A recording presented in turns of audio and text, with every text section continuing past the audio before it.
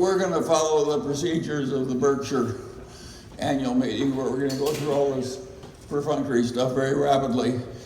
And then, because many of you come from great distances and so on, and you're not really interested in Daily Journal Company, you're cult members.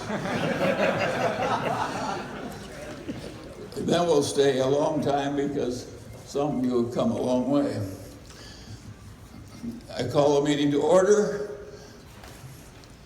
The meeting will. I'm Charlie Munger, chairman of the board, and here we have the other members of our board. BRKa.N, raise your hands. You go. Jerry Salzman, Peter Kaufman, and Gary Wilcox. Then we have,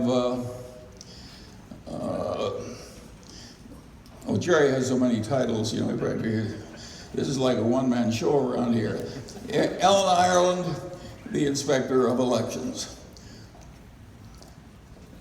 We have Ernst Miranda, Chris Crow, Michael Crookson, and Squat Milner. Squat, that's a good name.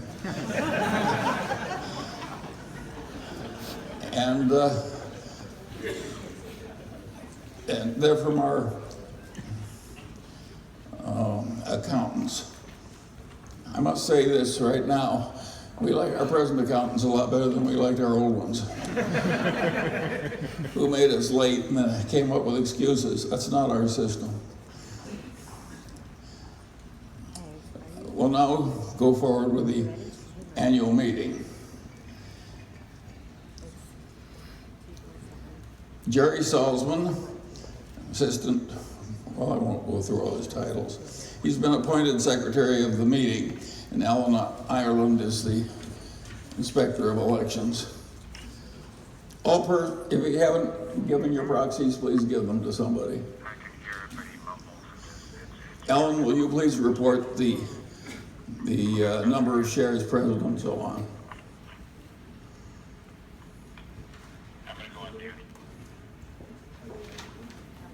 Ellen.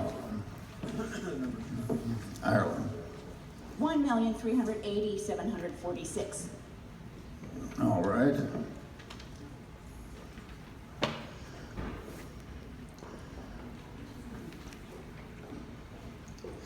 And somebody is going to give a report that it's all been mailed out as it should be? Oh, yes. All right.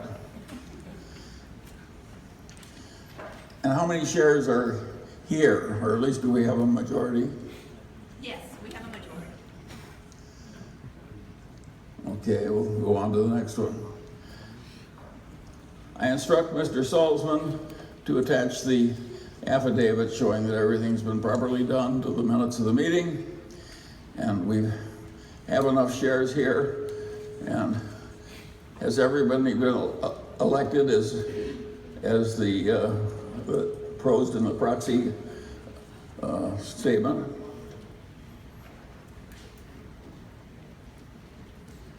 Ellen? Ellen? Has everybody been elected? Yes. You ready for the vote? Yeah. Okay, Munger, 699,209. BRKa.N, 710,564. 699,721. Hoffman, 752,086. Wilcox, 752,102.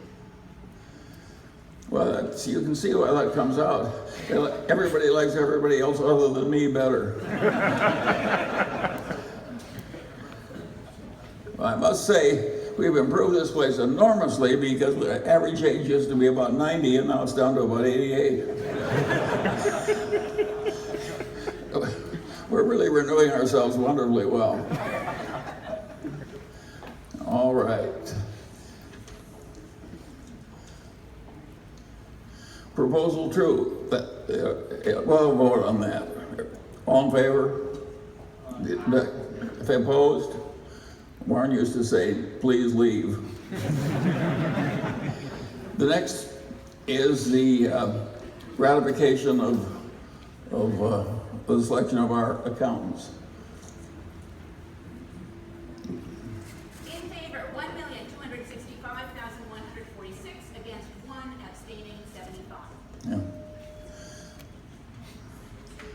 Yeah, all right, that's done.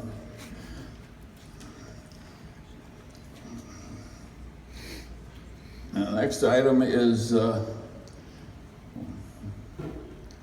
what's all that? Advisory vote to approve the company's executive compensation.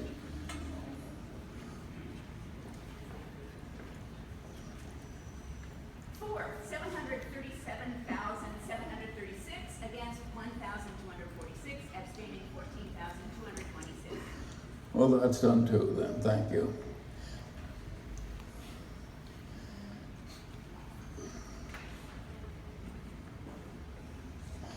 That was the advisory vote, wasn't it?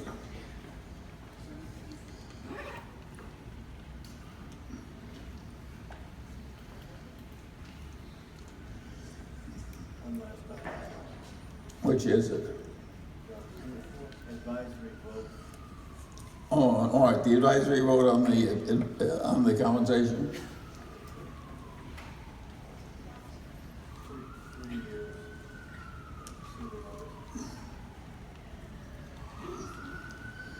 Which number is it? Number 4, all right. That's that one on executive compensation. Okay, 1 year, 1,542, 2 years, 7,392, 3 years, 397,286, abstaining 346,883. Yeah.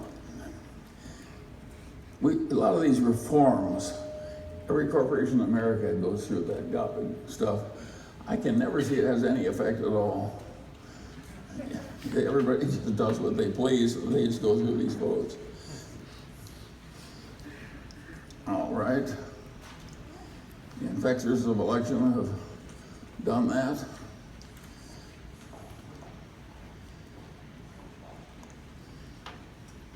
I move we adjourn.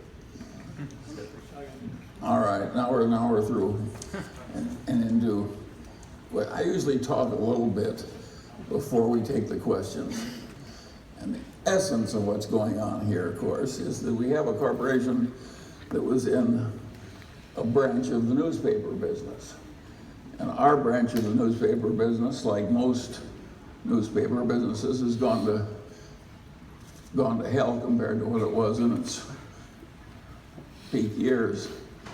And almost every other newspaper business is going to hell with no pardon, they're just disappearing. And what we have is this computer software business where we're serving the same customers to some extent, except now they're all over the country, and even some of them outside the country. With this, we were selling software to all these courts and public agencies, whereas before we were giving information to lawyers and other people and publishing public notices. And our software business is of a type where it's a long, tough slog, but we're slogging very well, and we really love the people who are doing it for us. We've got a lot of wonderful people in our software business, the implementers and the computer programmers and the people that deal with the public agencies.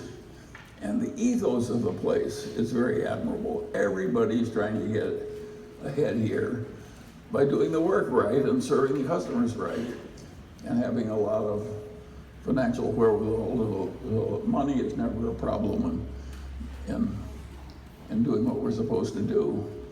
And so it's a pleasure to people like BRKa.N and myself to watch all these young people doing this. And of course, we're very glad to be able to do it when we should be dead. And a lot of you people came into this because Berkshire was successful and BRKa.N was successful, and for various odd reasons of history.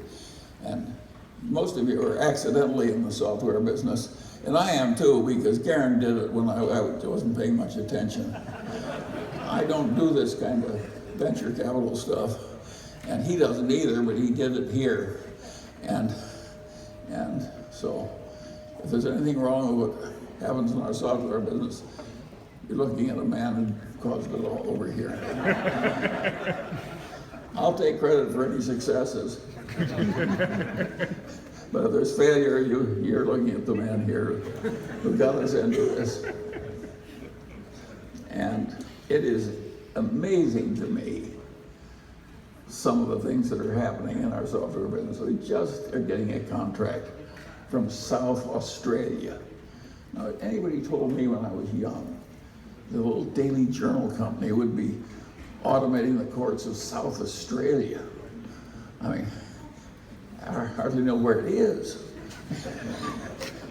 Anyway, it's amazing what's happening, and it's a fair amount of fun to watch, probably because we're doing more winning than losing. I've never been able to enjoy losses the way some people do. I would much rather win, and I really like to work with good people instead of the opposite. And we've got a lot of good employees in our software business. We've got a bunch of implementers in Utah who are really good at it, whom we really trust, and whom the customers like. And we got all these computer programmers and so forth around here. And a game of service like that, when it's complicated, what you have to do is minimize your glitches and crawl out of them very rapidly in a way where the customers trust you. And our people are good at that, and they get better and better, and they're trying to get ahead by being good at the service, not by hiring some politician as a consultant. Yeah, some of our competitors do that kind of stuff, but we're trying to slog our way up by doing the work right. When I was a lawyer, there was a saying I always used: the best business getter any lawyer ever has is the work that's already on his desk. And that's the basic ethos of our software business. If we just keep doing it right, I don't think we have to worry about the future. Not that we won't have our down drafts and our failures, but we are actually grinding ahead slowly in that software business. And it's very interesting because Garen and I know practically nothing about it, and Jerry didn't come up as a software engineer, so we're basically doing something that's quite difficult. We're judging people because we don't understand what the people do. I mean, we didn't like we had, and that's what Andrew Carnegie did. Of course, he didn't know anything about making steel, but he knew a lot about judging whether the people he was trusting were good at making steel. And of course, that's what Berkshire's done, if you stop to think about it. We have a lot of businesses in Berkshire that neither Warren or I could contribute much to, but we've been pretty good at judging which people are capable of running those businesses. But this is pretty extreme here, dude. Little Daily Journal company going into the computer software business. And it's a long, slow kind of business. RFPs.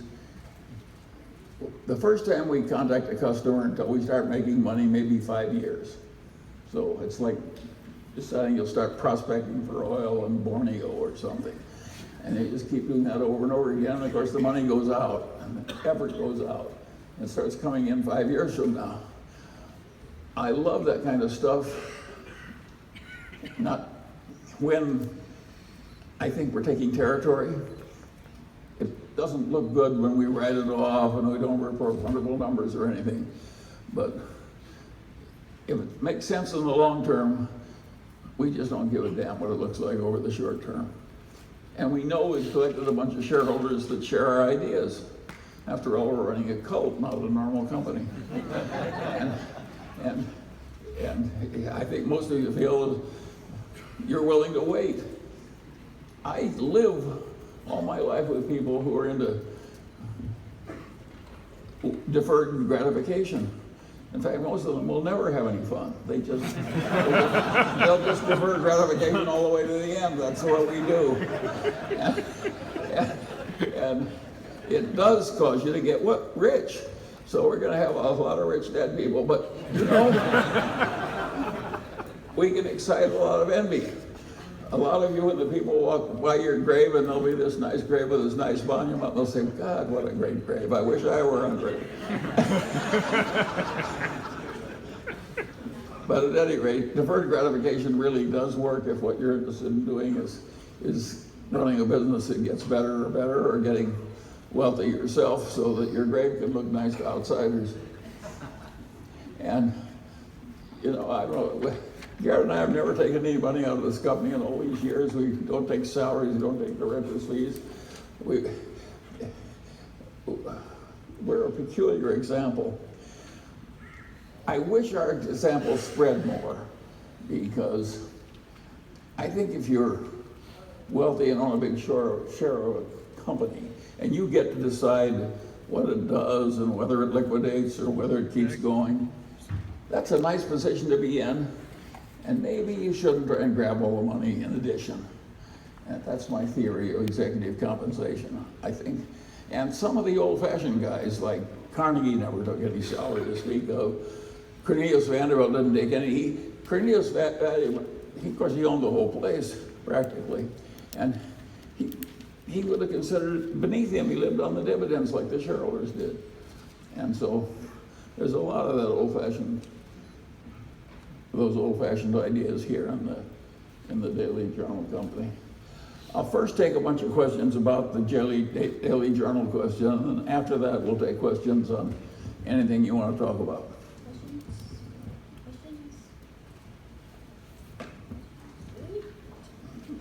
I don't see you very well, so Jerry or somebody, why don't you?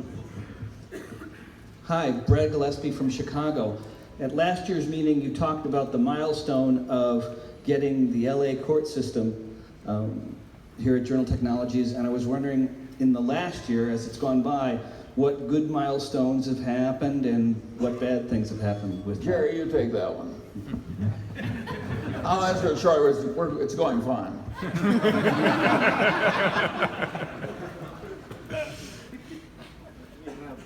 3 case types for the,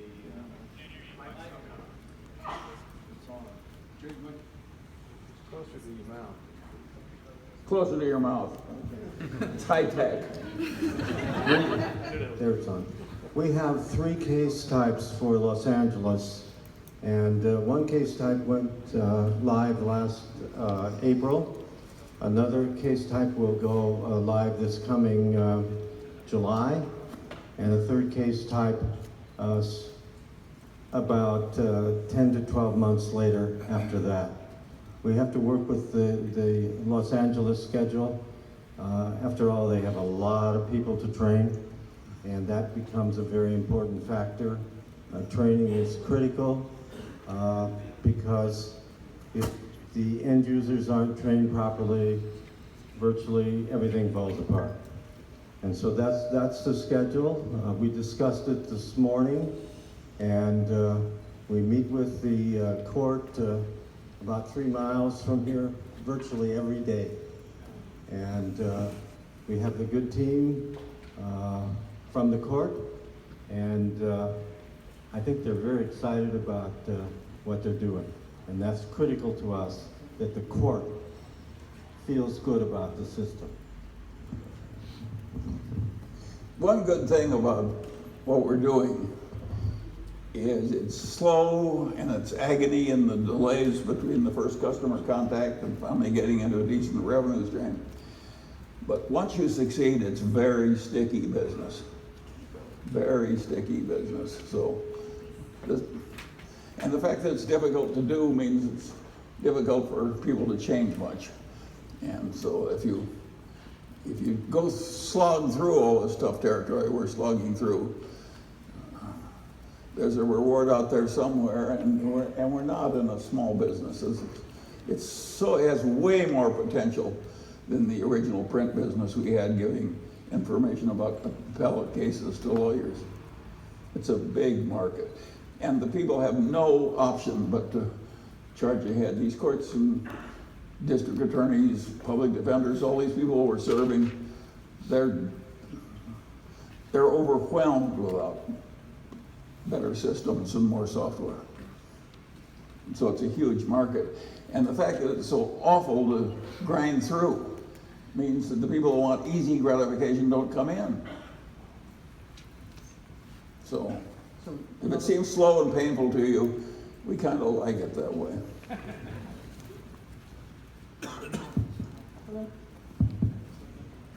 Hello. Another Daily Journal question. I'd be curious on your thoughts about, you're slowly grinding through, but it seems like Tyler Technologies is grinding through a lot quicker. They just won Maine, they're in 24 states. And so I was just wondering how you think your competitive position versus Tyler is doing. Well, Tyler is an extremely aggressive company, and they were bigger, faster, and so on. But I like our ethos of operation better than I like theirs. And if I were buying software, I'd rather buy ours than theirs. So our system is to keep fighting the game, and I wish all the customers I had in life were like Tyler.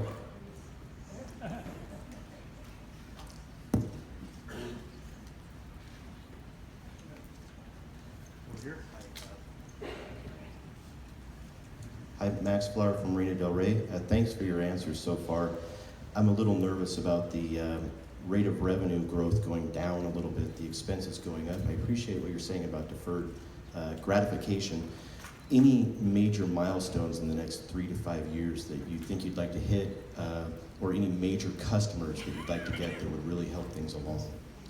Well, take your first question. It looks like we're proceeding slowly, but we bought a bunch of contracts, in effect, for money, and we knew that they were going to end, and so we're amortizing the cost of those contracts. But it was an anticipated decline that we got big revenues up front for taking, so we're not declining as much as, we're getting ahead. There's a little blip in the figures. Now, the second half of the question was, Any major jumps or acquisitions you'd like to make, or customers that you'd like to acquire? there aren't any. Every contract that's significant is a major jump. And the business is so big, there are whole states. I mean, this is a huge business, and everybody is just scrambling in the first parts of something that's going to grow bigger and bigger and last and last. And as long as we're doing the work right and so on, why, it's likely to work out right. Daily Journal owns a lot of Wells Fargo. Can you comment? Well, of course, Wells Fargo had a glitch. The truth of the matter is they made a business judgment that was wrong. They got so caught up in cross-selling and so forth and having tough incentive systems that they got the incentive systems so aggressive that some people reacted badly and did things they shouldn't, and then they used some misjudgment in reacting to the trouble they got in. I don't think anything's fundamentally wrong for the long pole with Wells Fargo.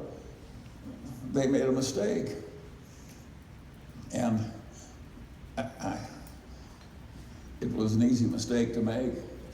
And the smartest man I ever knew made a similar mistake. Henry Singleton was the smartest single human being I've ever known in my whole life.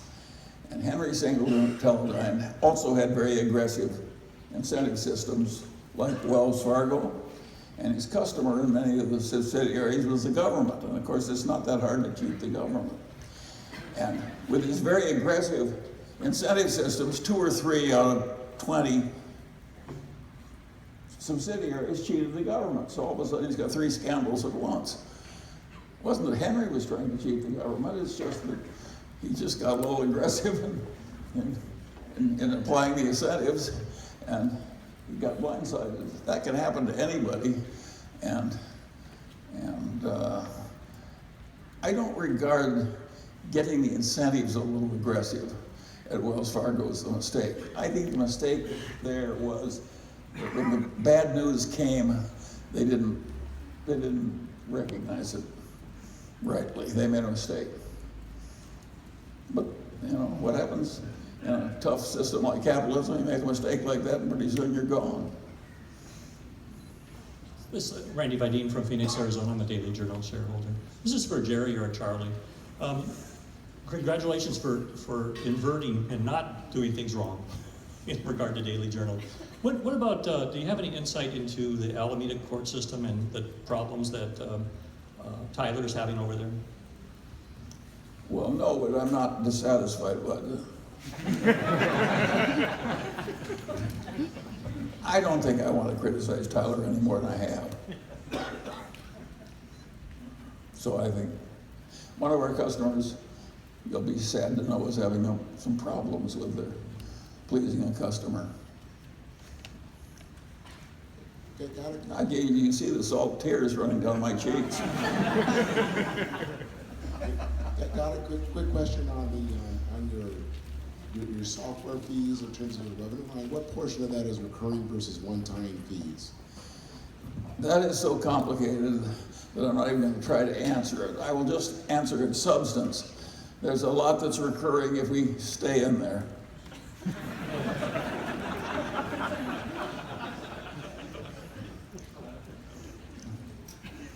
You can't look at our financial statements and make very good judgments about what's going to happen. It's the nature of our game that it's confusing. It confuses us a little bit. So we're not holding back on purpose. It's a very complex, confusing system when you got all these RFPs, and it's very complicated. Any other questions about the business? So you purchased the building in Logan, which I believe is used exclusively in the Journal Technologies, but in the accounting it's under the traditional business. I'm wondering why in the segment. Jerry, I gave you that one. He says, why is Logan somehow in the traditional business? It shouldn't be. He has the theory. The Daily Journal purchased the building, and they own the building, and Journal Technologies pays rent to the parent company for that, and the amount of rent is not what we would consider material from that perspective. And because it's owned by the Daily Journal, that's how we originally classified it. No real significant reasons. All the expenses are on the Daily Journals, or on the Journal Technologies books. That's some quirk of accounting. It doesn't really matter.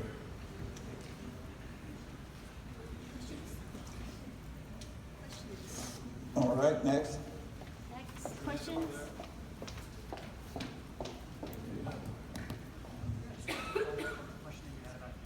Question on incentives. You were explaining at Wells Fargo that they might have been a little too aggressive, but you don't have a problem with aggressive incentives. Can you expand on that a little? Well, how do you know they're aggressive until you try?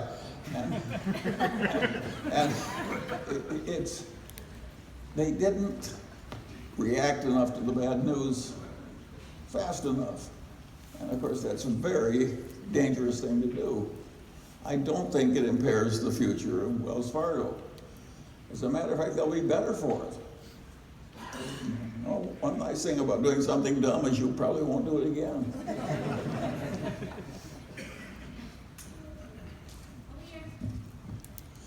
So this isn't a Daily Journal question, but my question comes from the perspective of someone early in their career who is trying to figure out which of several paths to pursue. Two thoughts that seem helpful for this purpose are, one, figuring out what work you have the possibility of becoming the best at, and two, ascertaining what kind of work would most help society. Do you think these ideas are the right ones to focus on? And if so, how would you go about answering them? Well, in terms of picking what to do, I want to report to all of you that in my whole life, I've never succeeded much in something I wasn't interested in. So I don't think you're going to succeed if what you're doing all day doesn't interest you. And you've got to find something you're interested in, because it's just too much to expect of human nature that you're going to be very good at something you deeply dislike doing. And so that's one big issue. And of course, you have to play in a game where you've got some unusual talents. You do not want to play, if you're 5'1", you don't want to play basketball against a guy that's 8'3". It's just too hard. And so you got to figure out a game where you have an advantage, and it has to be something you're deeply interested in. Now you get into the ethical side of life. Of course you want to be ethical. On the other hand, you can't be just dreaming how you think the world should be run, and that it's too dirty for you to get near it. You know, like, you can get so consumed by some kind of ideological notion, particularly in a left-wing university, that it's like you think you're handling ethics and what you're doing is not working, and watching the world go by, and maybe smoking a little pot to boot. And this is not the Munger system.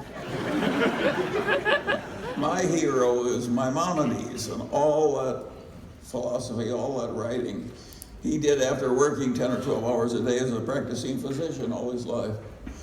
He believed in the engaged life.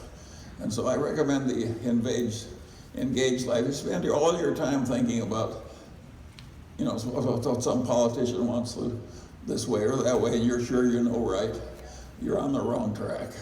You want to do something every day where you're coping with the reality. You want to be more like Maimonides and less like Bernie Sanders.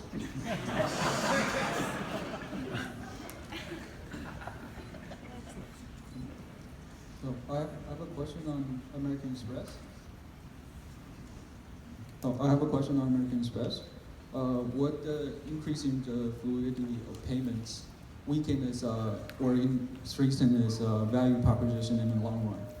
As in, like, is American Express value proposition more in terms of payment, or is it more important in terms of service and rewards? And this last one. Well, I'm going to give you an answer that will be very helpful to you, because you're somewhat confused about what the exact future of Wells Fargo will be.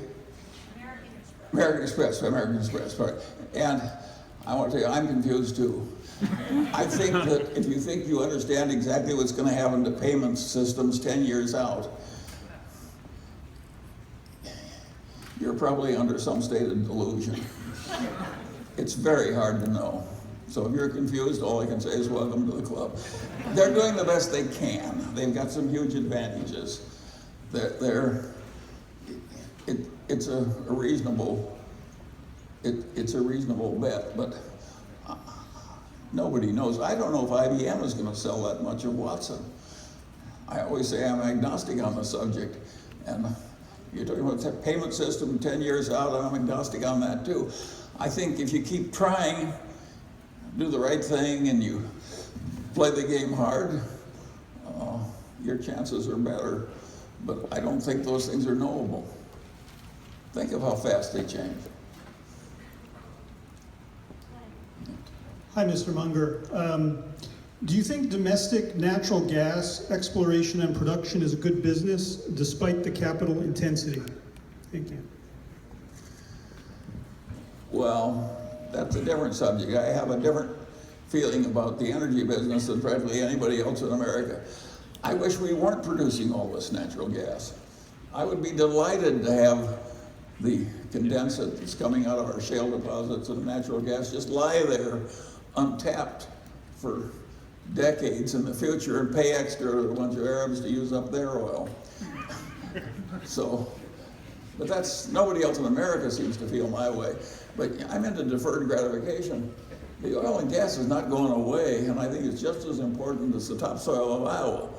And if any of you said, oh goody, I found a way to make money, we'll ship all our topsoil from Iowa to Greenland, I wouldn't think that was a very good idea. And so I don't think hastening to use up all our oil and gas is a good idea. But I'm practically the only one in the country that feels that way. There's not enough deferred gratification in it to please me. But I don't see any advantage. I regard our oil and gas reserves just as chemical feedstocks. They're essential in civilization. Leave aside their energy content. I'd be delighted to use them up more slowly. By the way, I'm sure I'm right, and the other 99% of the people are wrong. But no, I don't know. The oil and gas business is very peculiar. The people who succeed in most other businesses are doing way more physical volume than they did in the past. But a place like Exxon, you know, the physical volume goes by 2/3. It's just that the price of oil goes up faster than the physical volume goes down. That is a very peculiar way to make money. And it may well continue, but it's confusing. We're not used to it. Mr. Munger? Yeah. As an 18-year-old interested in many disciplines, I was wondering how you can thrive as a polymath in a world that celebrates specialization. Well, that's a good question. I don't think operating over many disciplines, as I do, is a good idea for most people. I think it's fun, that's why I've done it. And I'm better at it than most people would be, and I don't think I'm good at being the very best at handling differential equations. So it's been a wonderful path for me, but I think the correct path for everybody else is to specialize and get very good at something that society rewards and they get very efficient at doing. But even if you do that, I think you should spend 10 or 20% of your time into trying to know all the big ideas and all the other disciplines. Otherwise, I use the same phrase over and over again. Otherwise, you're like a one-legged man in an ass-kicking contest. This is not going to work very well. You have to know the big ideas in all the disciplines to be safe if you have a life lived outside a cave. But no, I think you don't want to neglect your business as a dentist to think great thoughts about Proust.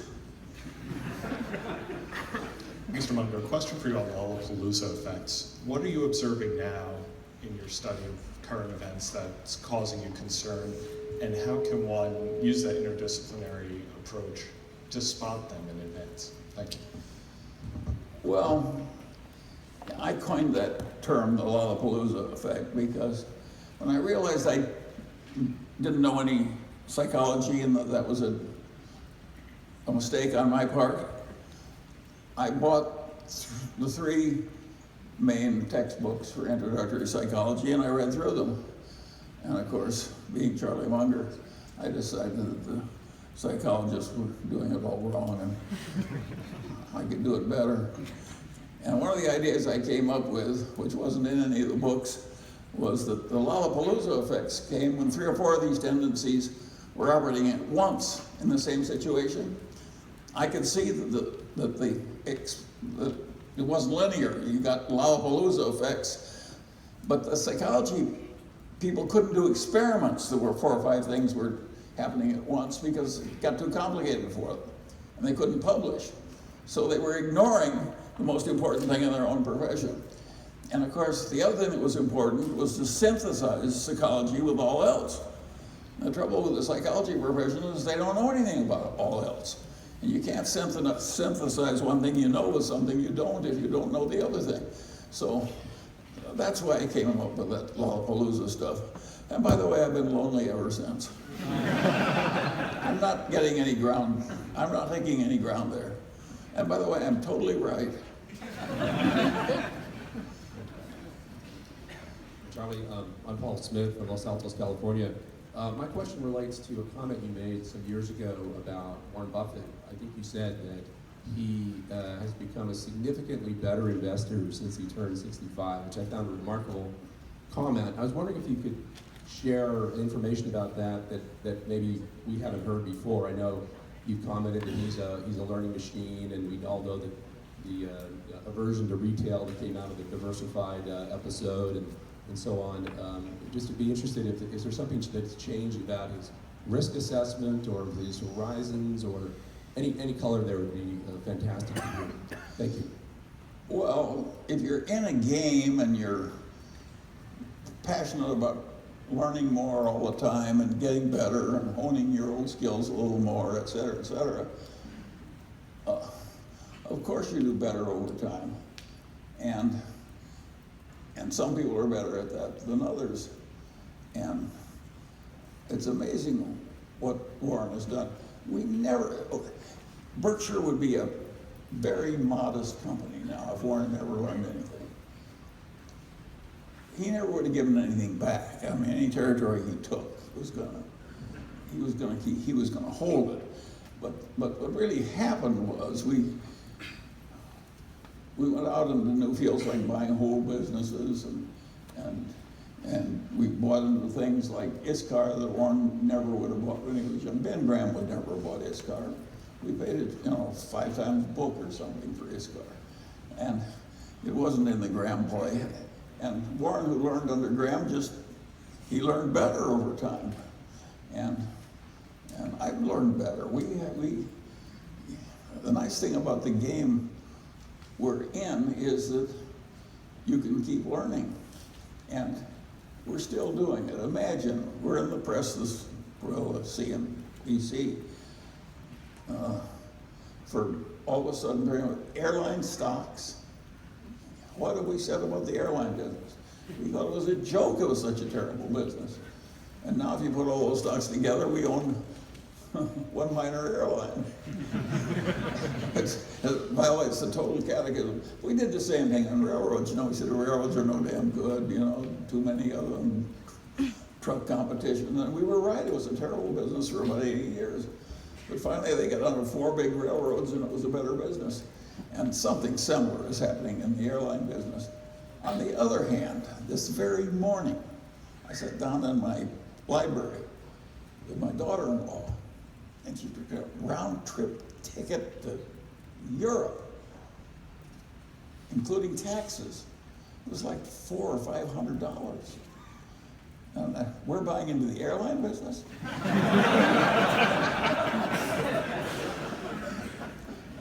Now, it may work out to be a good idea for the same reason that our railroad business turned out to be a good idea.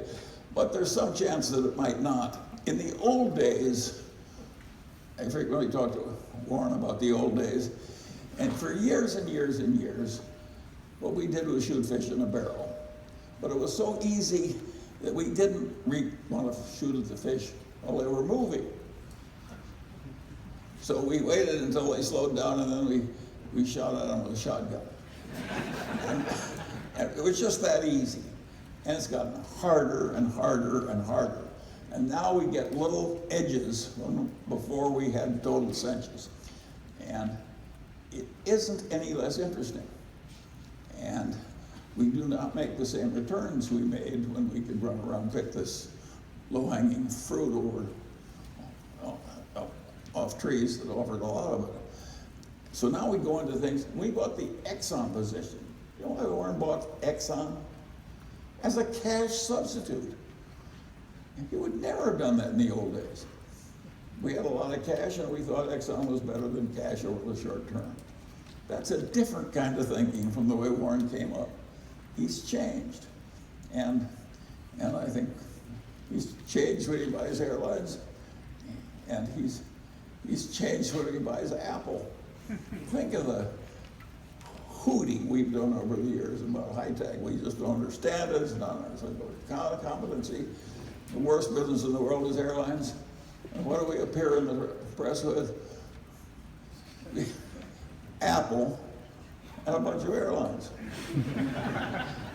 I don't think we've gone crazy. I think the answer is we're adapting reasonably to a business that's gotten very much more difficult. And I don't think we have a cinch in either of those positions. I think we have the odds a little bit in our favor. And if that's the best advantage we can get, we'll just have to live on the advantage we can get. I used to say you have to marry the best person that will have you. And I'm afraid that's a rule of life, and you have to get by in life with the best advantage you can get.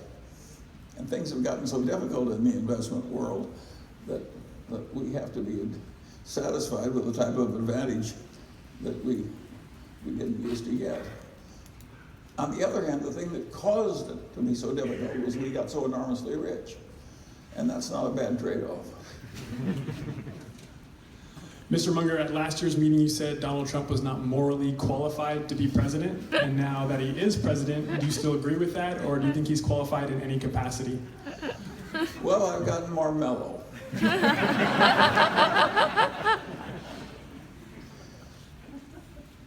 I always try and think about the good as long with what's not good.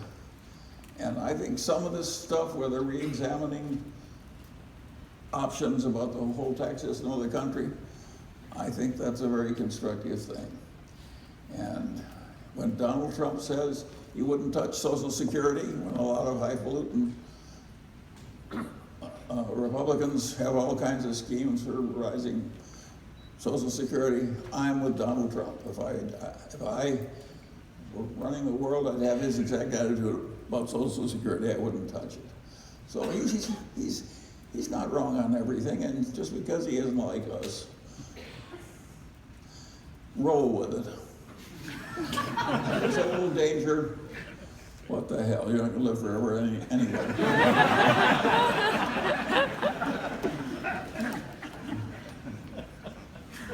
Hi, Charlie. I was wondering what was the most meaningful thing that you did with your life?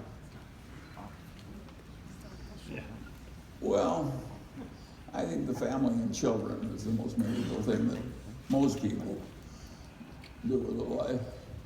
And I've been reasonably fortunate. I don't think I'm a perfect husband. And I'm lucky to have had as much felicity as I got. And I always needed a certain amount of toleration from the fair sex. I started wrong, and I never completely fixed myself. I should tell this group about, you come here as a cult to talk to a cult leader. I want to take you back in history. You'll see what an inferior person you were. You're now trusting. When I was a freshman in Omaha Central High, there was a friend of the family near my age, and she had done off to summer camp in the year before, and she met a blonde goddess, a voluptuous 13-year-old, and I was a skinny, underdeveloped, whatever, and so forth. You got to take my blonde goddess to this dance. And so I wanted to impress this blonde goddess. And so I pretended to smoke, which I didn't. And she was wearing a net dress, and I set her on fire.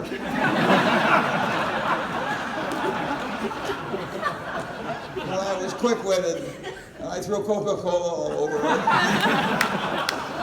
At due time, the fire was out, and that's the last I saw of the blonde goddess. And then I said, well, I got to make more time with the girls. And I wanted to get a letter in Omaha Central High. Of course, I was no good at any sport. So I went down to the rifle range and learned they gave letters in rifle shooting. And I was so skinny that I could shoot 100 every time in the sitting position by sitting cross-legged and putting one elbow on each foot. Try it, you'll break your neck. But I could shoot 100 every time, so I was a good rifle shooter. They gave me a letter. But I was so skinny and short and underdeveloped that it went from one armpit to the other. And I walked down the hallway trying to impress the girls, and they would turn their head. But what they said was, how did a little skinny, unattractive little run like that get a letter? And then I had another experience. There was a girl who had a name I still remember, Zibby Brewington. She was a senior, and a very popular senior. And I was a nerd sophomore. And somehow she agreed to go with me to a party in one of the outbuildings of the Omaha Country Club. Perhaps because she liked one of my friends who was a big strapping fellow. And so I took Zibby for this party, in my 1934 Ford, and it sleeted and got rainy and so forth. And I managed to stick the Ford in the mud, and I couldn't get out of it. Zibby and I had to walk for several miles through sleet and mud. That was the last I ever saw of Zibby Burton. And then my car stayed in the mud, and I neglected to put in an antifreeze, and the temperature went way down suddenly, and the block broke. And of course, it was too expensive to fix the car. I lost my car, and my father wouldn't buy a new one because he said, "Why should I buy a new car for a guy who's dumb enough not to put antifreeze in?" And this is the person you're coming for miles to see. And so I didn't get a new car.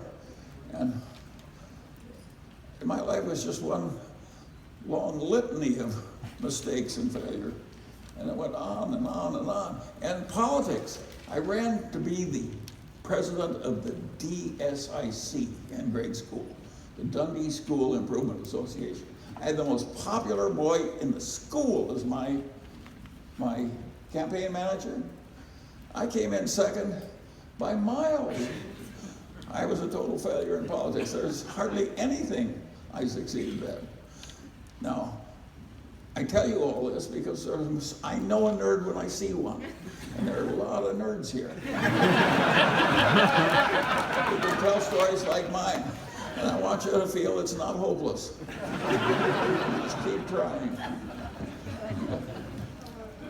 Hello, Mr. Munger. Oh yeah. Garen wants me to repeat the story of Max Planck.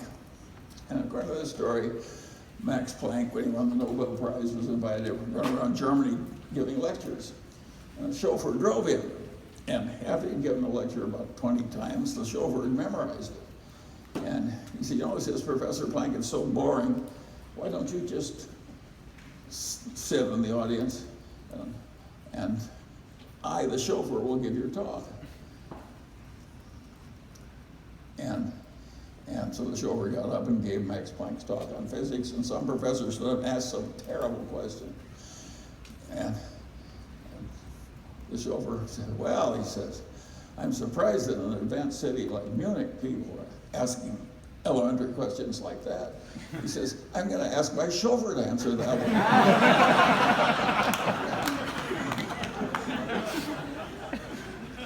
Well, I'm telling jokes. I might tell one of my favorite stories about a plane that's flying over the Mediterranean. And the pilot's voice comes on. He says, "A terrible thing has happened. We're losing both engines. We're going to have to land in the Mediterranean."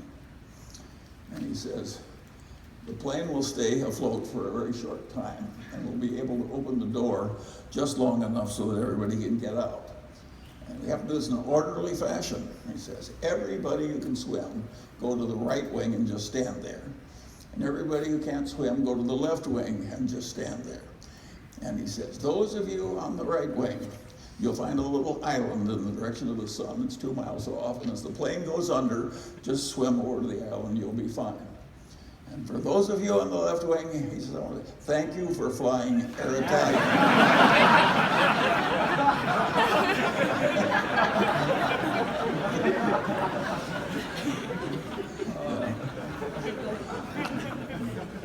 Hello, Mr. Munger. William Andresian, student at USC. Wonderful stories.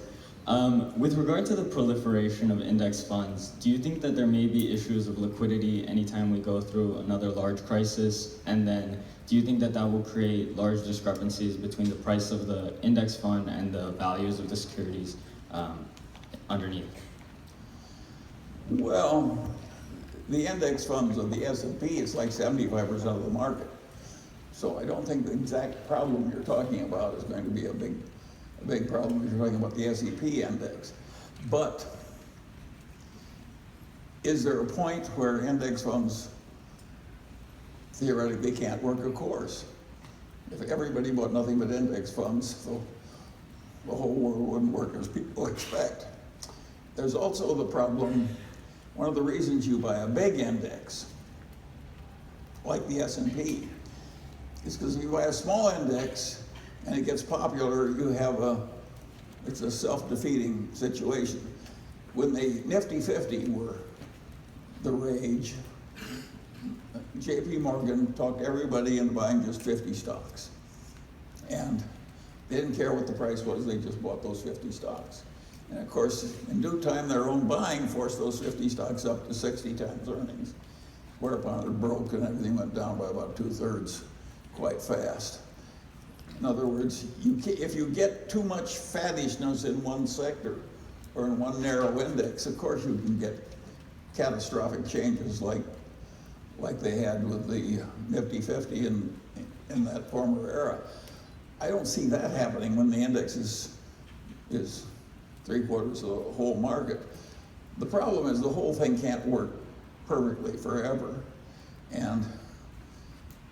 but it'll work for a long time. The indexes have caused just absolute agony among intelligent investment professionals because basically 95% of the people have almost no chance of beating it over time, and yet a lot of the people expect that if they have some money, they can hire somebody who will let them beat the indexes. And of course, the honest, sensible people know they're selling something they can't quite deliver, and that has to be agony. Most people handle that with denial. They think it'll be better next year, or they just don't want to think about it. And I understand that. I don't really think about my own death either. But it's a terrible problem, beating those indexes. And it's a problem that investment professionals didn't happen in the past. And what's happening, of course, is that the prices for managing really big sums of money are going down, down, down, 20 basis points and so on. The people who rose in investment management didn't do it by getting paid 20 basis points. But that's where we're going, I think, in terms of people who manage big portfolios of say, American equities in the equivalent of the S&P. So it's a huge, huge problem. And it makes your generation of money managers have way more difficulties and it causes a lot of worry and fretfulness. And I think the people who are worried and fretful are absolutely right. I would hate to manage $1 trillion in the big stocks and try and beat the indexes. I don't think I could do it. In fact, if you look at Berkshire, take out 100 decisions, which is like 2 a year. The success of Berkshire came from 2 decisions a year over 50 years. We're hardly great. We may have beaten the indexes, but we didn't do it by having big portfolios of securities and having subdivisions managing the drugs and subdivisions. And so, no, the indexes are a hell of a problem for you people. But you know, why shouldn't life be hard? It's what had to happen, what's happened now.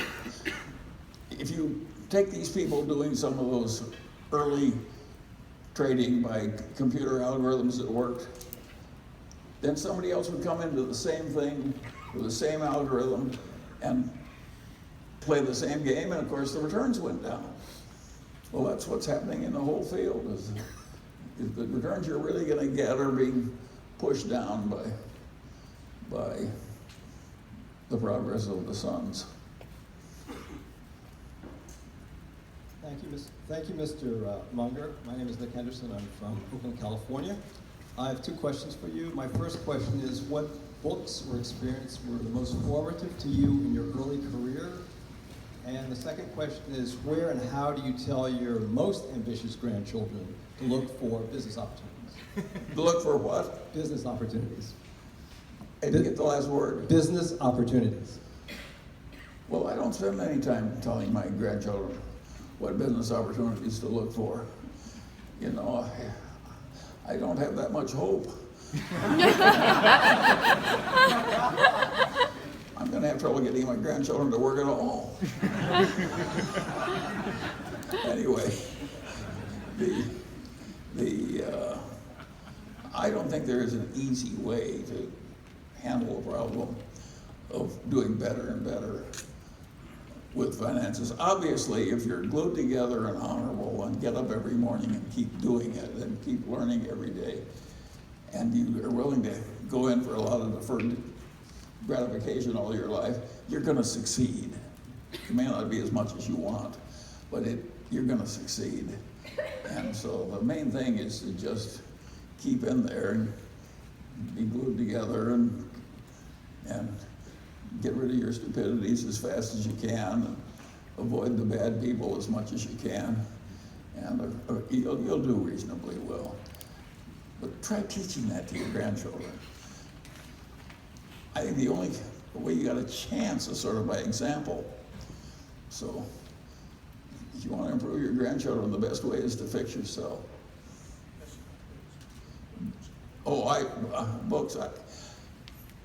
You cultists send me so many books that I can scarcely walk into my own library.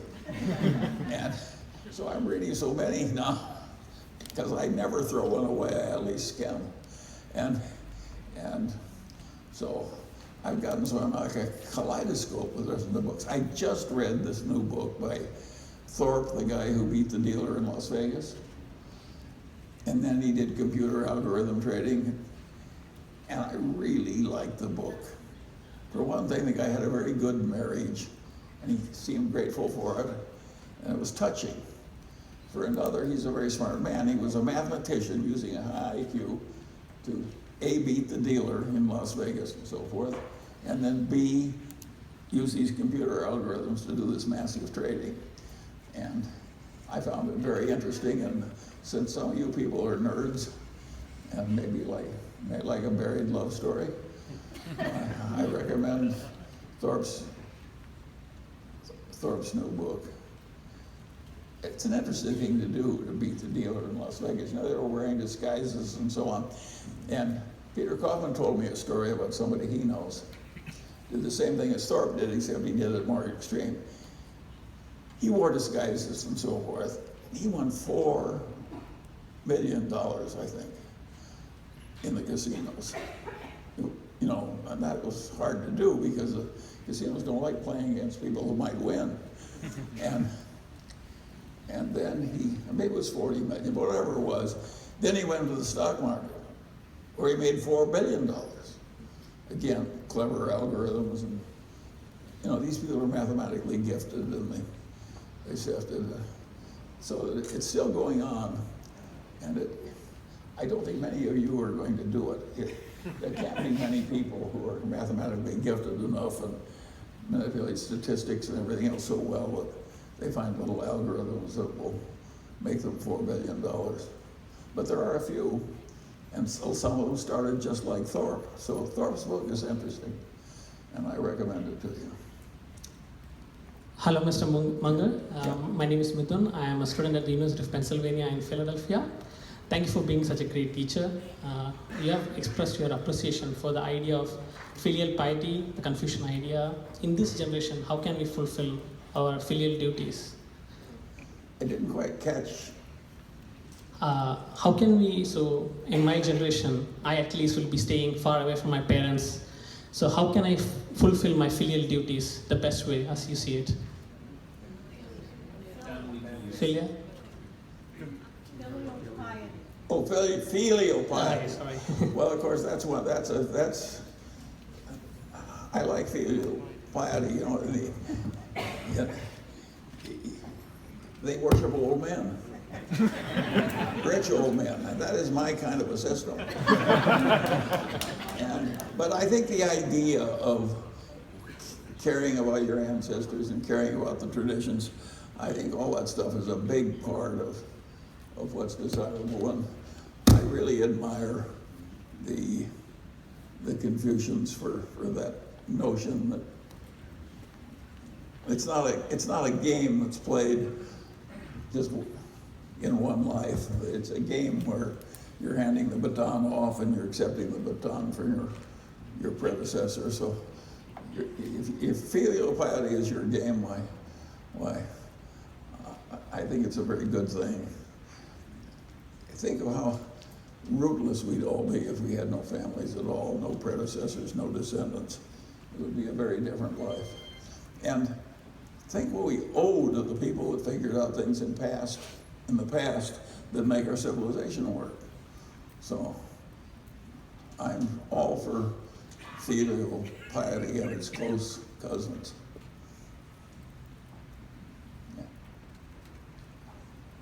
Good morning, Mr. Munger. Jesse Coltis from New York. You said that any year in which you don't destroy one of your best loved ideas is a wasted year. It's well known that you helped coax Warren towards quality, which was a difficult transition for him. I was wondering if you could speak to the hardest idea that you've ever destroyed. Well, I've done so many dumb things that I'm very busy destroying bad ideas because I keep having them. And so it's hard for me to just single out one from such a multitude. But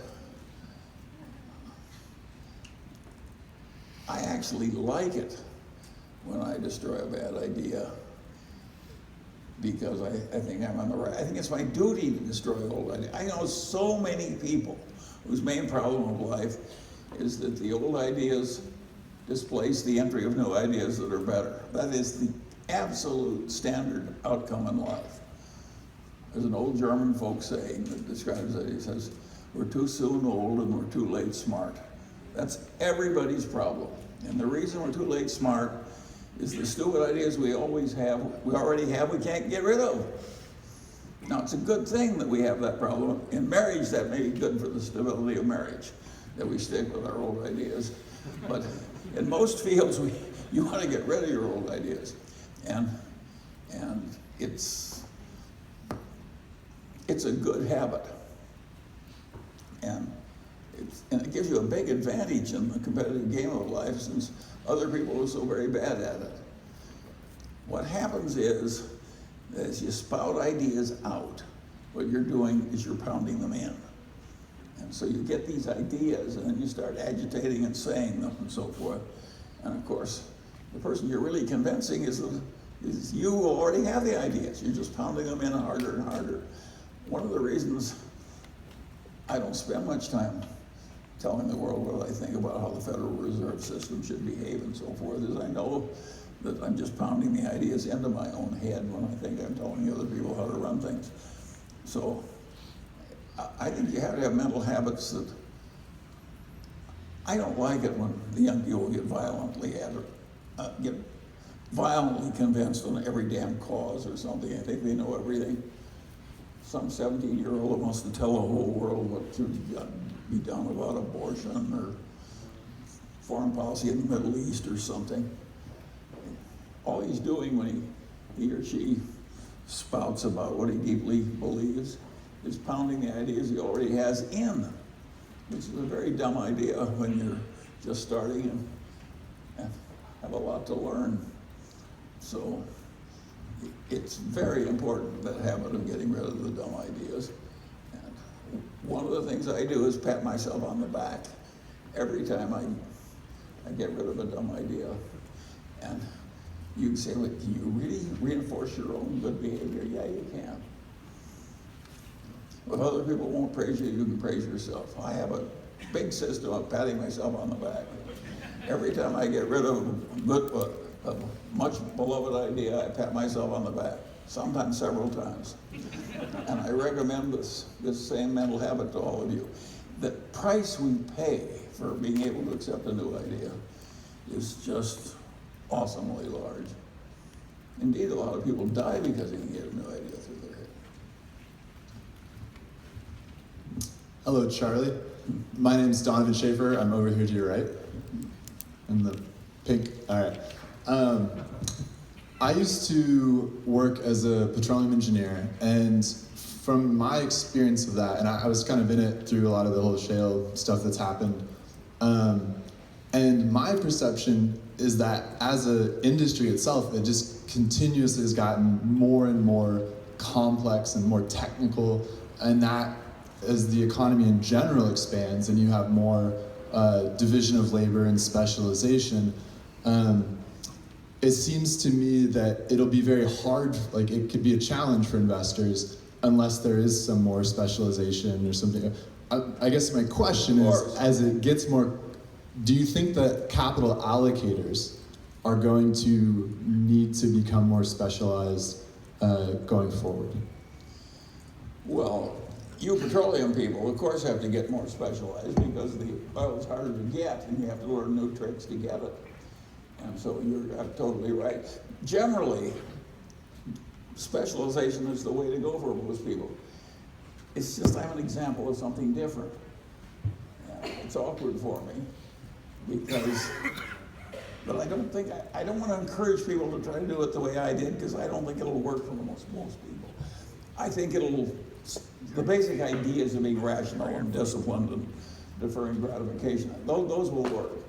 But if you want to get rich the way I did, by learning a little bit about a hell of a lot, I don't recommend it to others. Now I've got a story there that I tell. A young man comes to see Mozart. He says, I want to compose symphonies. And Mozart says, you're too young to compose symphonies. And he says, he's 20 years old. He says, but you were composing symphonies, you were 10 years old. And Mozart says, yeah, he says, but I wasn't running around asking other people how to do it. And I think there's some of that in it. I don't think I'm a good example to the young.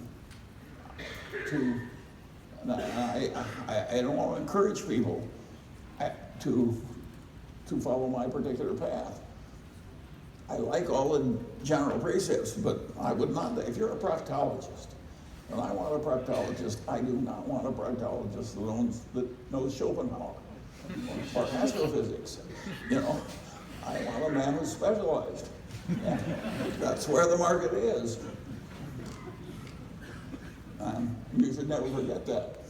On the other hand, I don't think it would be much of a life if all you did was proctology.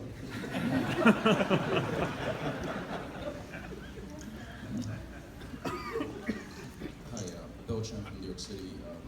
This question is for Charlie.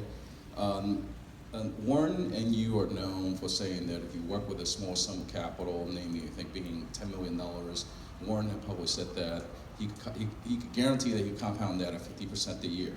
So my question is, can you provide some examples? And I would kindly ask you to provide as many examples as possible and be as specific as possible. Thank you. Well, and then I hear somebody that really wants to get rich at a rapid rate with specifics. That is not what we try and do here. We want to leave some mystery so that you can amuse yourself finding your own way. You know, the good ideas that I've had in my life are quite few. But the lesson I can give you is a few is all you need, and don't be disappointed. And when you find the few, of course, you've got to act aggressively. That's the Munger system. And I learned that indirectly from a man I never met, which was my mother's maternal grandfather. He was a pioneer, and he came out to Iowa and fought in the Black Hawk Wars and so on. And eventually, after enormous hardship, well, he was the richest man in town, and he owned the bank, and so on. And as he sat there in his old age, when my mother knew him, because you go to Algona, Iowa, where he lived, and had the big house in the middle of town, iron fence, capacious lawns, big barns. And what Grandpa Ingham used to tell her is, there's just a few opportunities you get in a whole lot. This guy took over Iowa when the land was, the black topsoil of Iowa was cheap. But he didn't get that many opportunities. It was just a few that enabled him to become prosperous. He bought a few farms every time there was a panic, you know, and he leased them to thrifty Germans. He couldn't lose money leasing a farm to a German in Iowa. But he only did a few things. And I'm afraid you're not going to find a million wonderful ideas. these people, the computer algorithms do it, but they have a computer sifting the whole world. It's like placer mining. And of course, every niche they're in, if somebody else comes in, the niche starts leeching away. And I don't think it's that honorable way to make a living, by the way. I would rather make my money in some other way than outsmarting the trading system, so I have a little computer algorithm that just leeches a little out of everybody's trade. I always say that those people have all the social utility of a bunch of rats in a granary. It's not that great a way to make money. I would say that if you make your money that way, you should be very charitable with it, because you've got a lot to atone for. and so I don't think it's an ambition we should encourage. And the rest of us who aren't just leeching a little off the top because we're great at computer science, and that's what this room is full of. And if you're not finding it harder now, you don't understand it. That's my lesson. Yeah. No. Hi, Mr. Munger. My name is Camden Sher, and I would like to know what's your favorite industry and why's your favorite industry? I didn't quite follow that. I would like to know what's your favorite industry and why it's your favorite industry. My favorite industry? Well, my favorite industry is taking care of my own affairs. and it's fun, it's creative, and it's the job that life has given me, and I think you should do the job well that life gives you.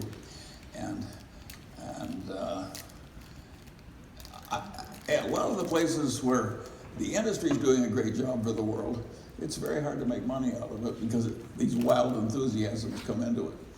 So I don't have a favorite industry. Charlie, a few years ago you were bang on in identifying the monkey business at Valiant. Is there any current monkey business in corporate America that worries you? Well, the answer is yes, but not as extreme as Valiant. That was really something. That was really something. I probably shouldn't have done that. But you people come so far, and since you're cult members, you like being here. And I feel an obligation to tell you something sort of interesting, and I just strayed into Valiant that year. And it was really pretty disgusting. The interesting thing is how many high-grade people I took in. It really, and it was too good to be true. It was a lot wrong with Valiant. And it was so aggressive. And it was drugs people needed. It was just, take the difference between Valiant and the Daily Journal Corp.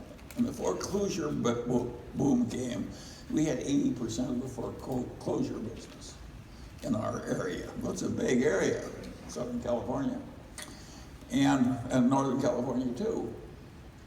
It would have been very easy for us to raise the prices and make, I don't know, 15 million more or something like that. All these people were losing their houses. A lot of them perfectly decent people. The idea that right in the middle of that we'd just make all the money we could, which some of our competitors did, by the way, we just didn't do it. I don't think capitalism requires that you make all the money that you can. I think there are times when you should be satisfied with less based on just ideas of decency. And at Valiant, they just looked at it a game like chess. They didn't think about any human consequence. They didn't think about anything but getting what they wanted, which was money and glory. And they just stepped way over the line. And of course, in the end, they were cheating. But I don't have a new one. I don't want them in business. I got a lot of publicity out of that Valiant thing. I'm not looking for. I don't want this room to have twice as many people next year. And I don't want me not to be here either.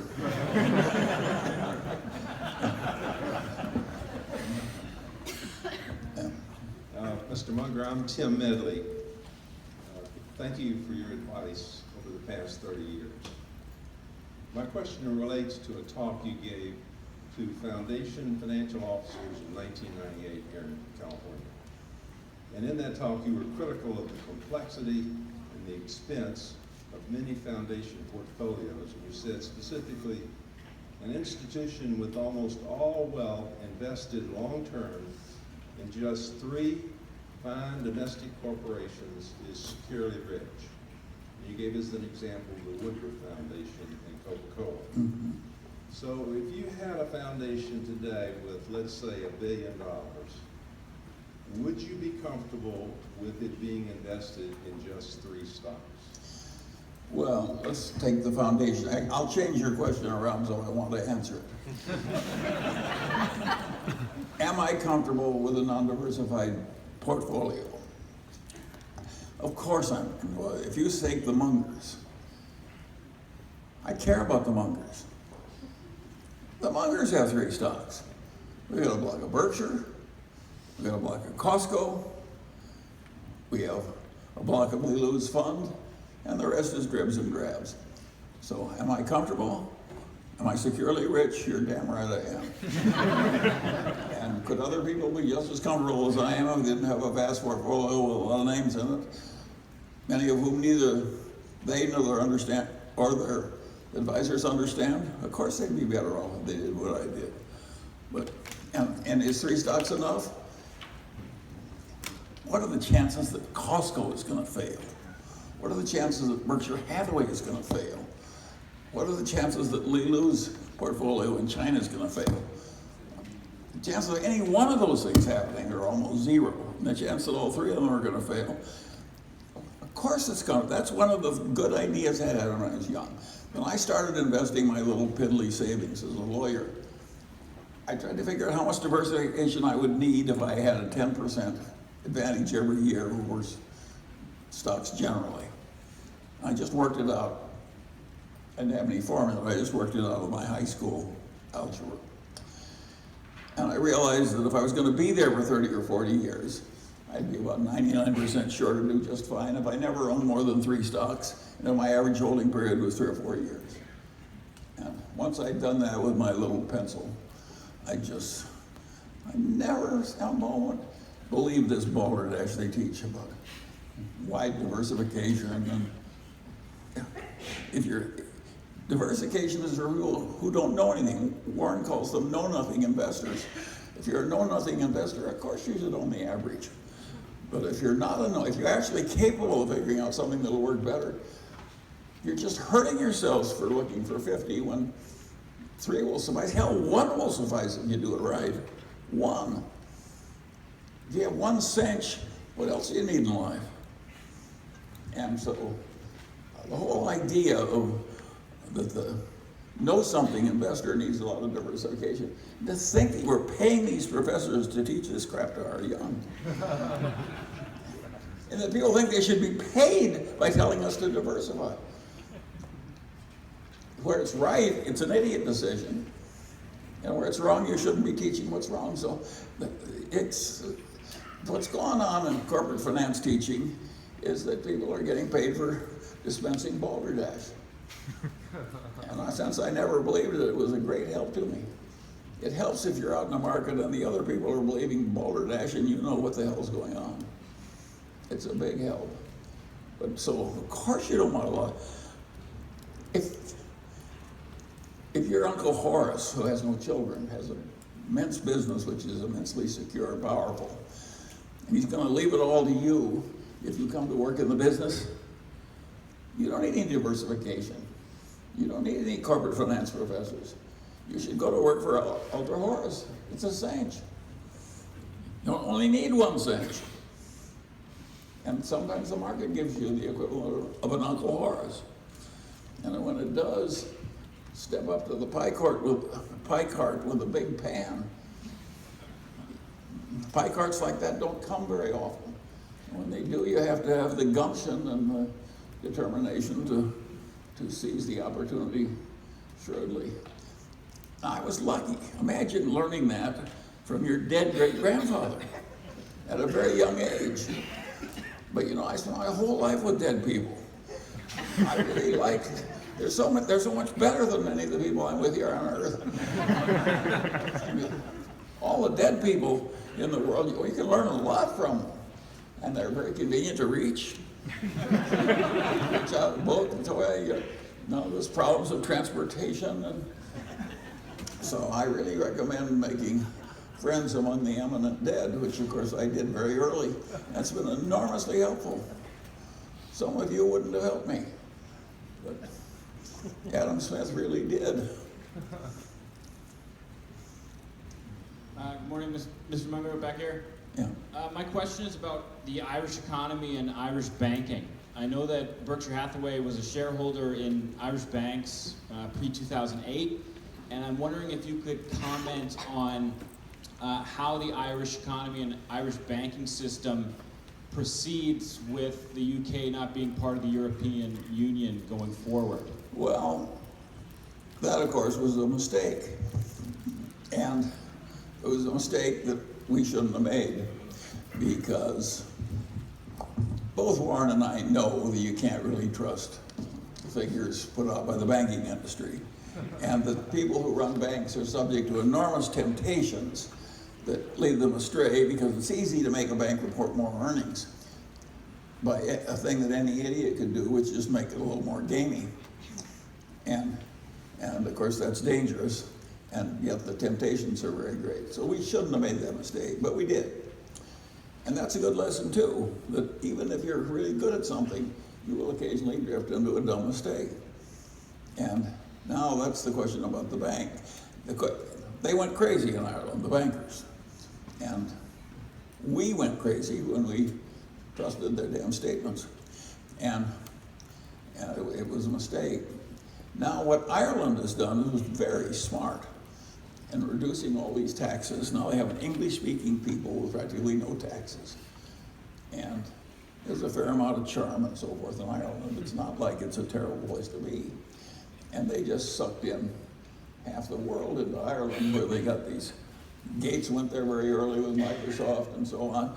And they took a place that was really a backward place that had sort of an internal civil war for 60 or 70 years, and bad opportunities, and they really brought in a lot of prosperity. And they did that by this competitive lowering of taxes and so on. So it worked for Ireland. So I think Ireland deserves a lot of credit for the way they advanced their country. And of course, are we going to have a thing where all the countries keep trying to reduce the taxes to suck in the foreign? Because it won't work for everybody. But it did work for Ireland. So I think Ireland deserves a lot of credit. And of course, they've recovered pretty well from a really major collapse. The Irish are like the Scottish. I always think that those Gaelics are pretty unusual people. And I'm very glad that I had a Scotch-Irish great-grandmother. Charlie, on your right. Hi. My name is Parth Chaudhary. I'm from India. I just want to thank you first and foremost for being such an amazing teacher to me and all the investors around the world. My question is in regards to Lee Kuan Yew, and you've on several occasions spoken about the economic miracle that is Singapore, and then how it was transferred on by Deng Xiaoping to China. What are your thoughts about India that's going through a similar change with the Prime Minister, who also idolizes these people and wants to create a similar sort of situation? I'd like your thoughts on that. Well, that's a very intelligent question. And I'm not saying all the other questions weren't also. And I regard Lee Kuan Yew may have been the best nation builder that ever lived. He took over an malarial swamp with no assets, no natural resources, no nothing, surrounded by a bunch of Muslims who hated it. In fact, he was being spat out by the Muslim country. They didn't want a bunch of damn Chinese in their country. That's how Singapore was formed as a country. The Muslims spat it out. And so here he is, no assets, no money, no nothing.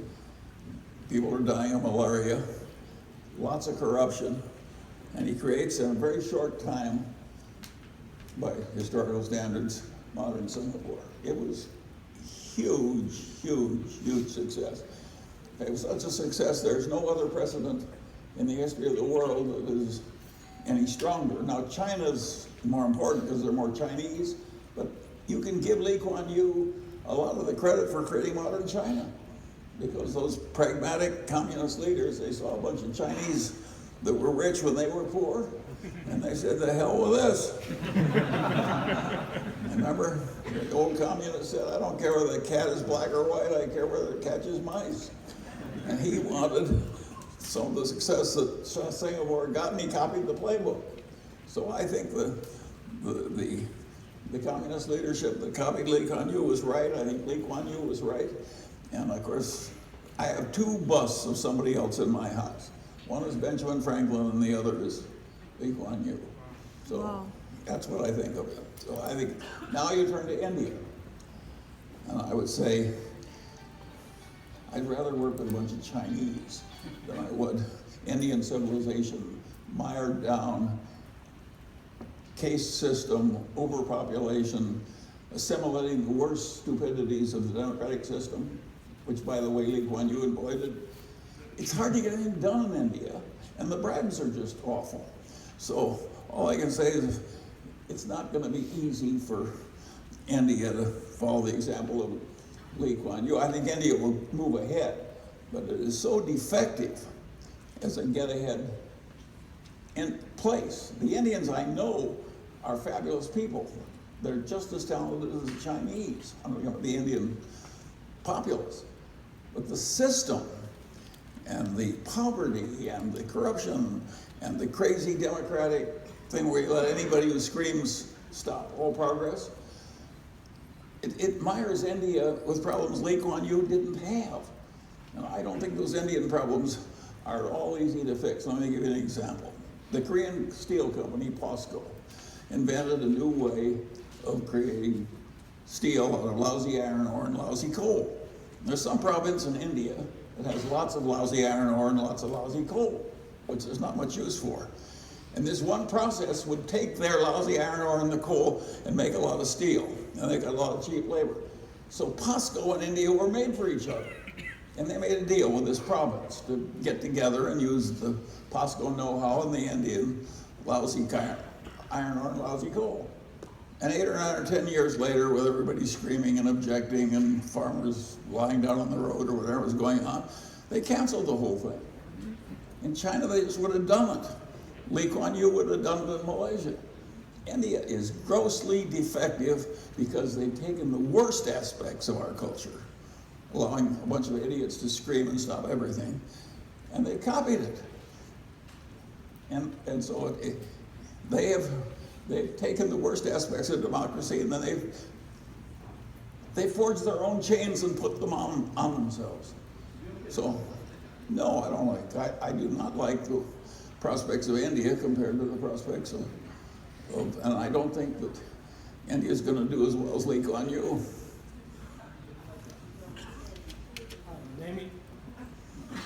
Hi, my name is Dom, and I'd like to ask a question about the forward loss.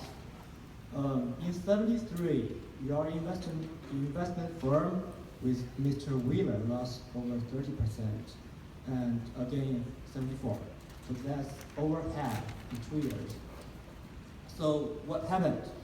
And have you been doing differently since then? Well, somebody restate that for me, because I don't hear as well as I used to. So what happened in '73 and '74 when your investment firm lost over half? Oh, that's very simple. That is very easy, and that's a good lesson. That's a good question. What happened is the value of my partnership, where I was running, went down by 50% in 1 year.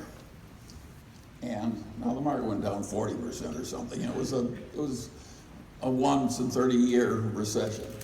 I mean, monopoly newspapers were selling at 4 times earnings. And at the bottom tick, I was down from the peak 50%. You're right about that.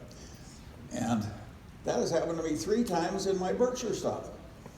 So I regard it as a part of manhood that If you're going to be in this game for the long pull, which is the way to do it, you better be able to handle a 50% decline without fussing too much about it. And so my lesson to all of you is conduct your life so that you can handle a 50% decline with aplomb and grace. Don't try to avoid it. It will come. In fact, I would say if it doesn't come, you're not being aggressive enough. Good morning, Mr. Munger. Thank you for having us, and thank you for your office employees for tolerating many more people in here than normal. My question relates to your... I think it's their last chance. We hope not. My question relates to your paper on the biases of psychology of human misjudgment.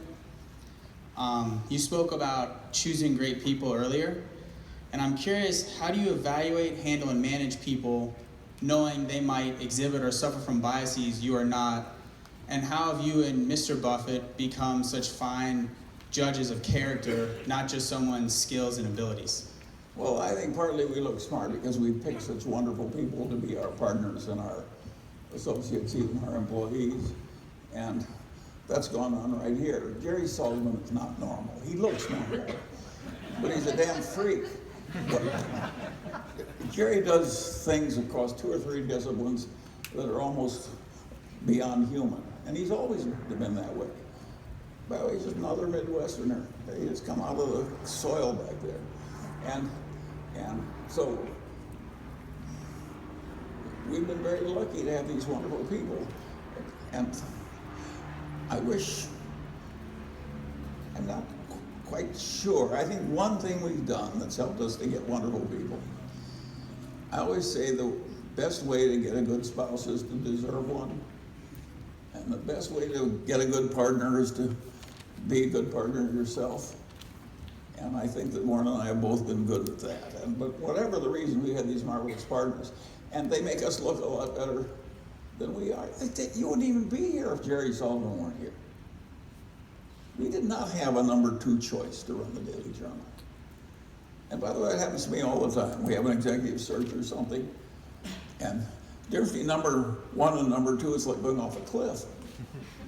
And we need 1, but there aren't 3 good ones to pick, but they're all good and one's a little better. Every executive search I have, it seems to me there's one guy that's fine and everybody else is a pygmy. And I think that's kind of a way of, I think the good people are hard to find. And people like Warren and I have had wonderful people to work with all our lives and time after time. That's one of the reasons Warren says he tap dances too. Well, you tap too if you interface with people Warren faces with all day. They're wonderful people. And they win all the time instead of losing. Who doesn't like winning in good company? So if you can duplicate that, well, you've got a great future. I think we were a little lucky. And I don't know, I can't give you any luck.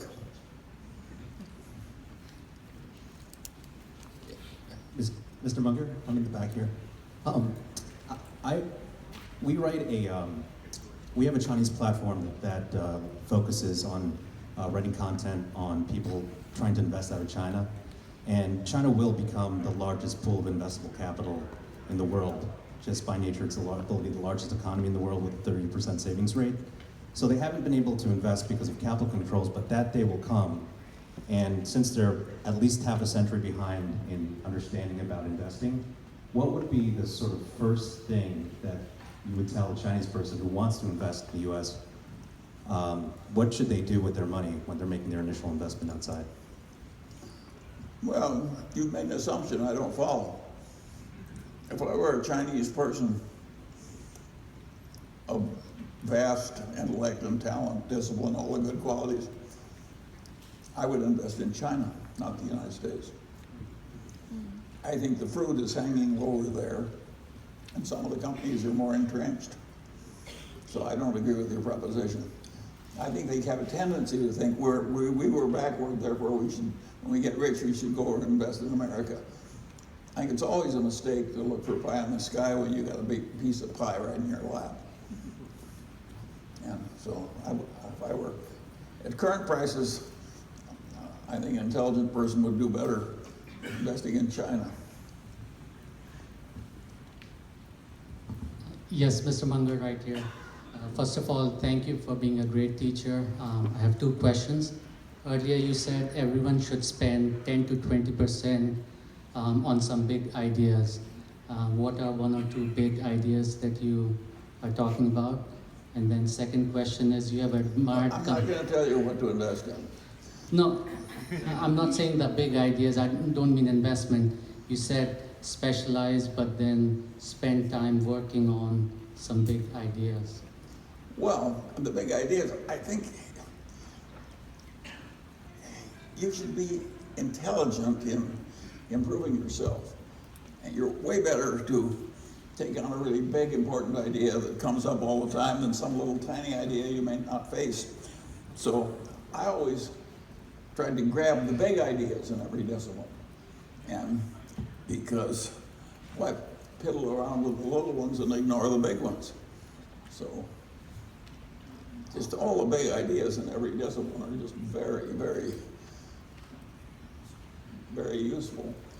And frequently, the problem in front of you is solvable if you reach outside the discipline you're in, and the idea is just over the fence. But if you're trained to stay within the fence, you won't find it. And I've done that so much in my life, it's almost embarrassing.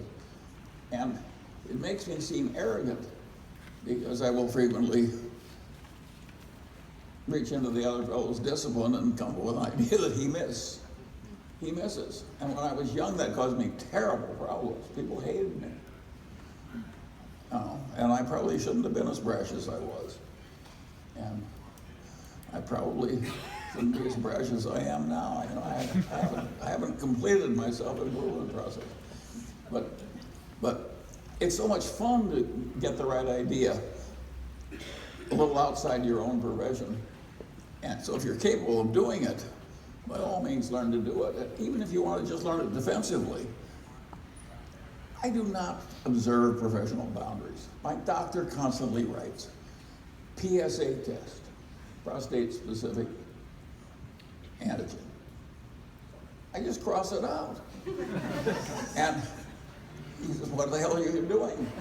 Why are you doing this? And I said, well, I don't want to give you an opportunity to do something dumb. He says, if I've got an unfixable cancer that's going fast in my prostate, I'd like to find out 3 months in the future, not right now. And if I've got one that's growing slowly, I don't want to encourage some doctor to do something dumb and intervene with it.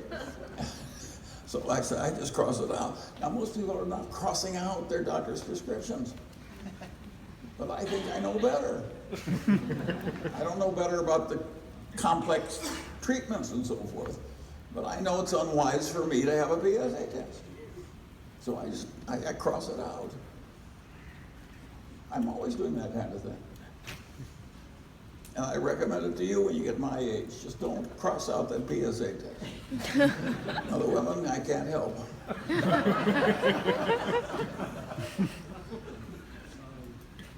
you for sharing your time with us. And thanks for indulging our questions.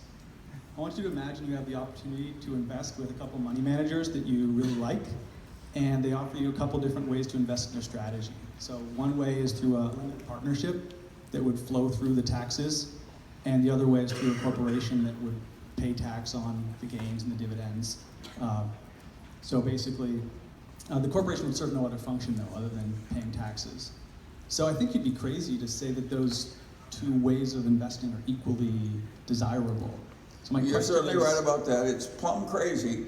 That's exactly the way people who buy Berkshire are investing. Yeah, so my Both question are is, correct. how It's would plumb you... crazy to have a big common stock portfolio in a corporation and pay taxes compared to investing in a partnership that doesn't. And that's just the way the Berkshire shareholders have invested. And they have made whatever it is, 25% a year since we were there.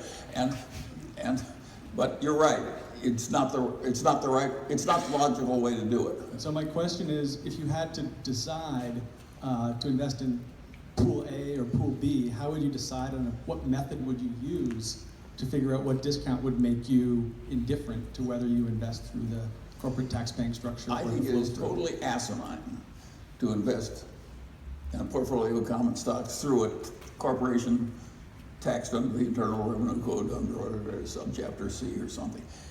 Totally asinine. And at Berkshire, the public securities keep going down and down as a percentage of the total value, so it doesn't matter. We're getting to be sort of a normal corporation. But I don't think anybody in his right mind should invest through a corporation in a puddle of securities. The tax disadvantage is so horrible.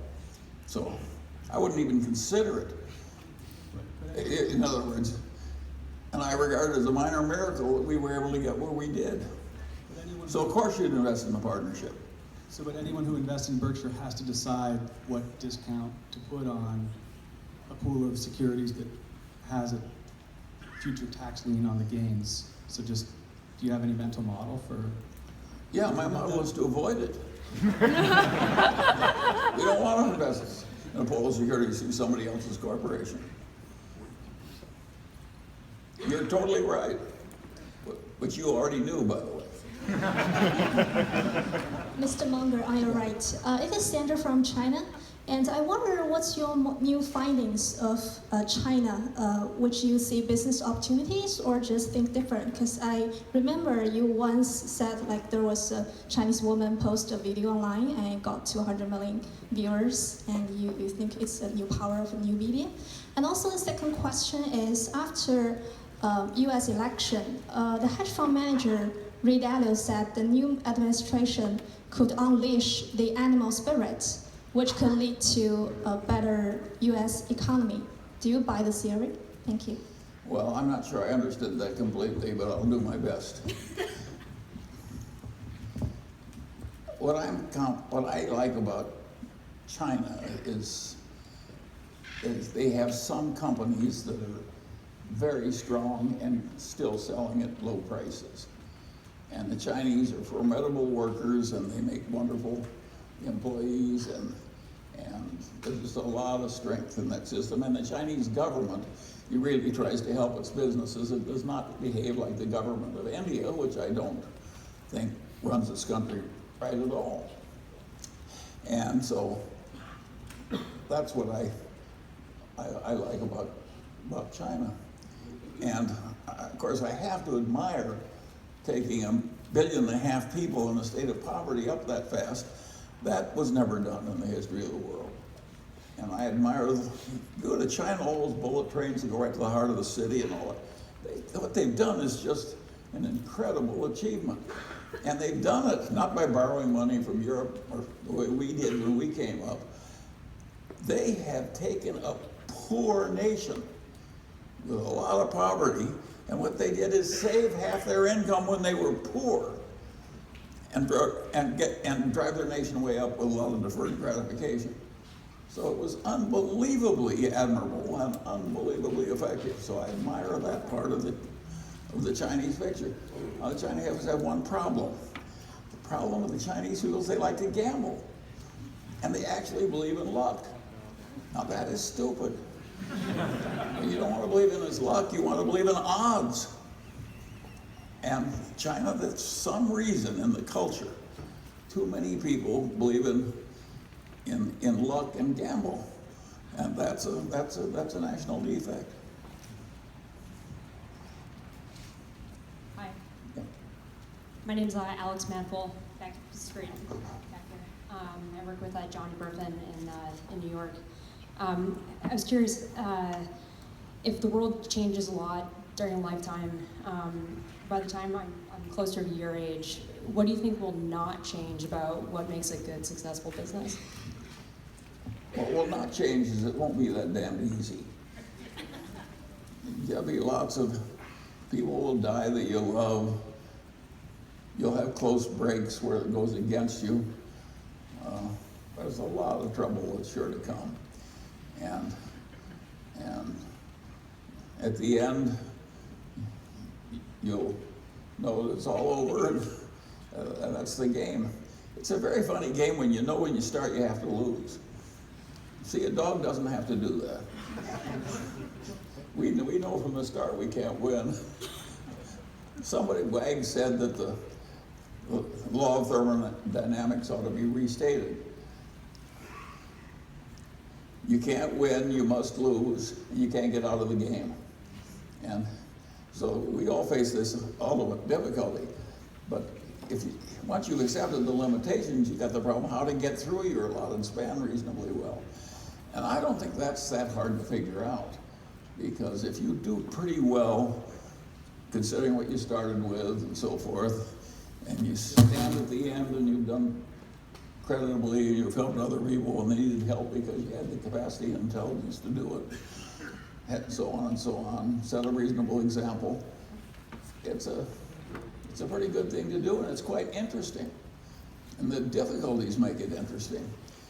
And something else happens that is really weird. We were talking about, in our directors meeting, preceded this meeting, you always get glitches to something as complicated as a new software program going into a big new area. And you suddenly have reverses and troubles and you're scrambling. And what I said is that I noticed in a long lifetime that the people who really love you are the people where you scramble together with difficulty and you jointly gotten through. And at the end, those people love you more than somebody who's just shared an uneven prosperity through the whole thing. So this adversity that seems so awful when you're scrambling through it actually is it's the sinew of your success, your affection, every other damn thing. And if you didn't have the adversity, you wouldn't have the bonds, which are so useful in life, that are going to come from handling the adversity well. The idea that life is a series of adversities and each one is an opportunity to behave well instead of badly is a very, very good idea. And I certainly recommend it to everybody in the room. And it works so well in old age because you get so many adversities you can't fix. So you better have some technique for welcoming those adversities. Yeah. Hi, Charlie. My name is Share, right over here. You touched on how one should situate themselves in a way where they can deal with a 50% downturn in their portfolio. For an investor forming a partnership in today's competitive market, focus on concentrating in those few and rare wonderful opportunities. Do you believe that the 0.625 high watermark fee structure that the Buffett partnership popularized is the fairest structure for both limited partners and the manager themselves? And could you also touch upon what fee structure you employed during your partnership? Thank you.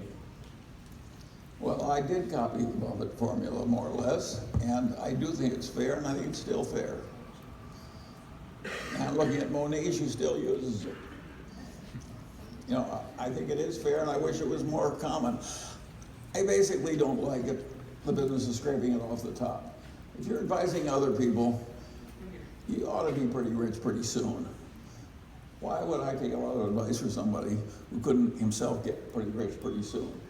And if you're pretty rich, why shouldn't you put your money alongside your investors and go up and down with them? And if it is a bad stretch, why should you scrape money off the top when they're going down and not? So I like the Buffett system. And I think but it's like so many things I like, it's not spreading very much. My net influence in the world, even Warren's, has been pretty small. Imagine how much copying we have in our executive compensation methods. It's about 3 examples. Yes, I think it's a fine system. Hello. You spoke earlier about natural gas and the shipping of natural gas and that activity, but yeah, I wouldn't do any. If I were running the world as a benign despot, I wouldn't be shipping any natural gas out of the United States. So to tap into that, you've been active in 2 states that are big into agriculture, Nebraska and California, produce. What are your thoughts on the ag industry, specifically tied to subsidies? All that stuff, I would think you'd agree, is outdated and maybe is threatening water resources, maybe just inefficient and based on past models. What's your thought on ag and Well, the interesting thing about agriculture is what's happened in my lifetime, which is for productivity of an acre of land has gone up about 300%. And if it weren't for that, there'd be a lot of starvation on Earth. So ag system is one of the most interesting things that has happened in the last 60 or 70 years. And we literally tripled the yield from an acre of land. And we did it all over the world, you know, and there was just a few people who did it, the Rockefellers, Borlaug, and so forth. And it was one of the most remarkable things in the history of in the whole history of the earth. And we need another doubling, and we're probably going to get it. And it's absolutely incredible how well we've done, and it's amazing how efficient our farmers are. We don't have much socialization in farming. We got a bunch of people who own the farms and manage them themselves. There's not much waste and stupidity in farming. Now, people complain that we're using up the topsoil, which I think we are. And I think that's way more of a mistake. I would fix that if I were a benign despot. But leaving aside the way we're using the topsoil up too fast, I think farming is one of the glories of civilization. So I think it's been wonderful what's happened in farming. Now, in terms of subsidies, it matters to the farmers whether they get those subsidies.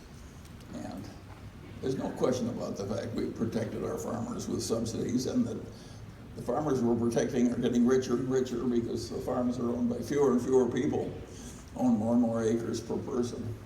So it's very peculiar that we're subsidizing a bunch of people who are already filthy rich to use up our topsoil a little faster and create stuff that we turn into ethanol, which is one of the stupidest ideas the world has ever. I'm a specialist in stupid ideas, but I would say turning corn into gasoline is about as stupid an idea.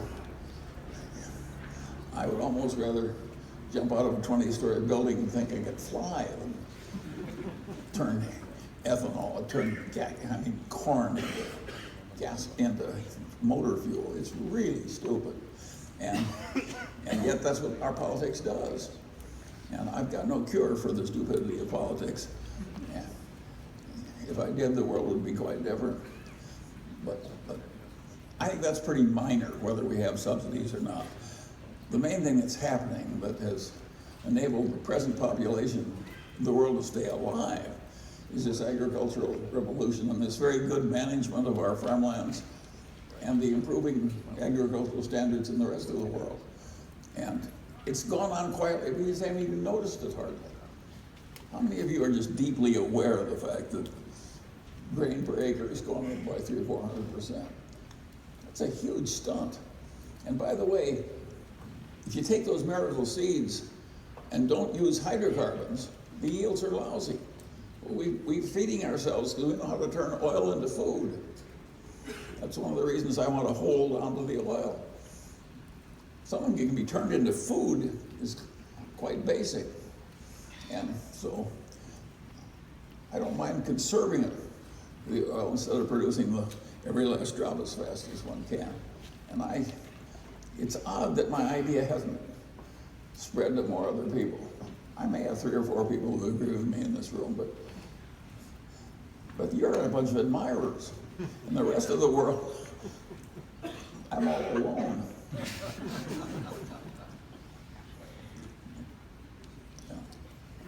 Hello, Charlie. Thank you for mentoring us. My question is this. You talked about emotions, you talked about discipline, and you talked about facing adversity. Can you flesh out more about the spiritual side of this? About what do you deal with, how do you deal with it to pass up adversity or deal with the struggles and ultimately life, yeah.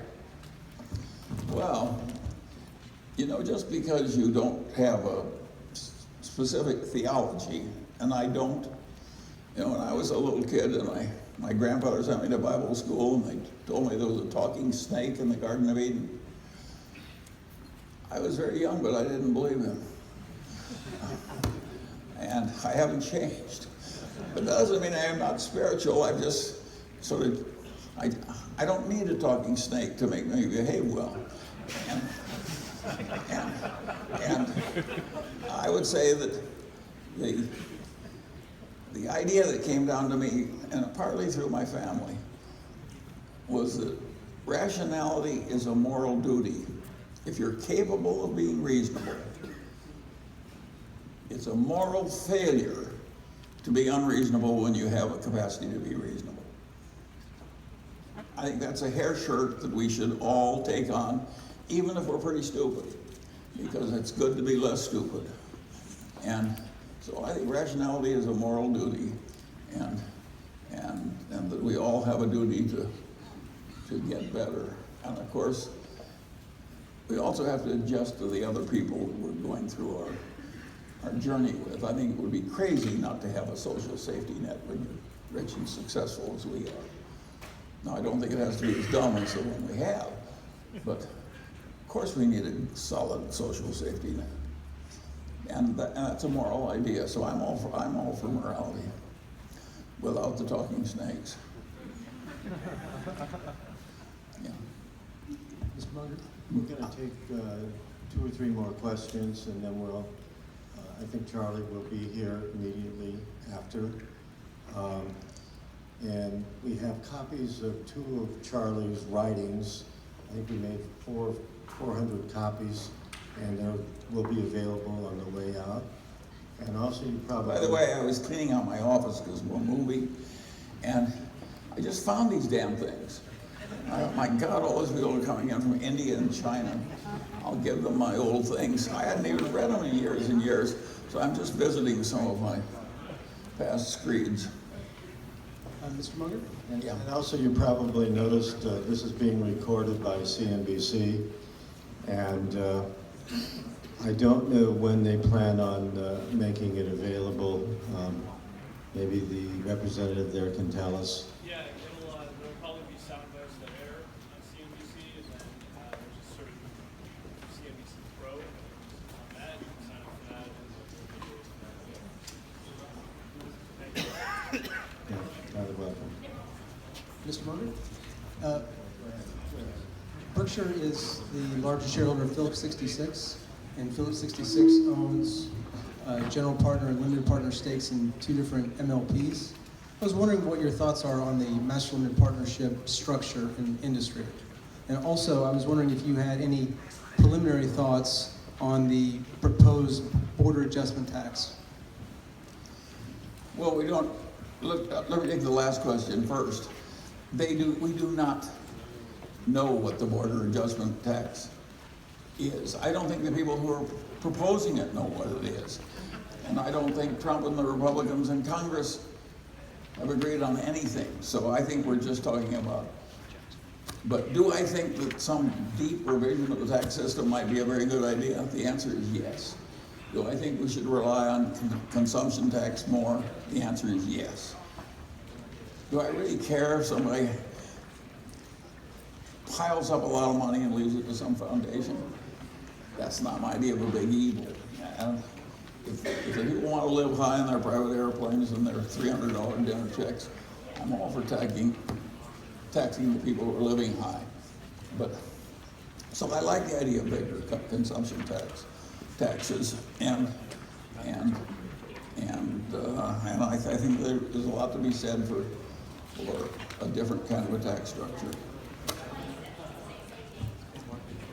Hi, Mr. Munger.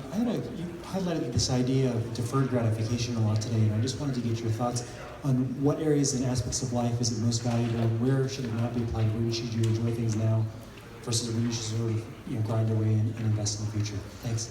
Well, I don't think you should use up your body by being stupid in handling it. And I don't think you should be stupid in handling your money either. So, and I think there are a lot of things where the only way to win is to work a long time toward a goal that doesn't come easily. Imagine becoming a doctor. That is a long grind. All those night shifts in the hospital and so on and so on. It's deferred gratification, but it's a very honorable activity, being a doctor. And by and large, our doctors are very nice people, and they've been through a lot. So I tend to admire the life of a doctor more than I admire the life of a derivative trader. And I hope all you do too. And I think deferred gratification, the way our doctors behave is a very good thing for all the rest of us.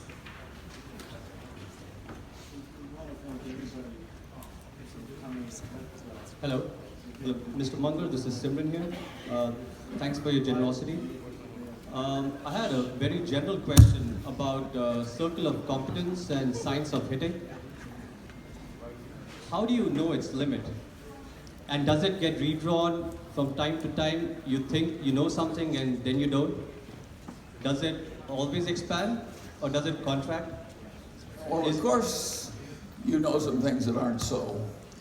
And of course, if you're dealing with a complex system, the rules of thumb that worked in the complex system in year 1 may not work in year 40. So in both cases, it's hard. The laws of physics you can count on, but the rules of thumb in a complex civilization changes as the civilization changes. And so you have to live with both kinds of uncertainty, and you have to work along with it. It's not a bad thing. It's interesting. We're all the same. Who would want to live in a state of sameness? You might as well be dead. I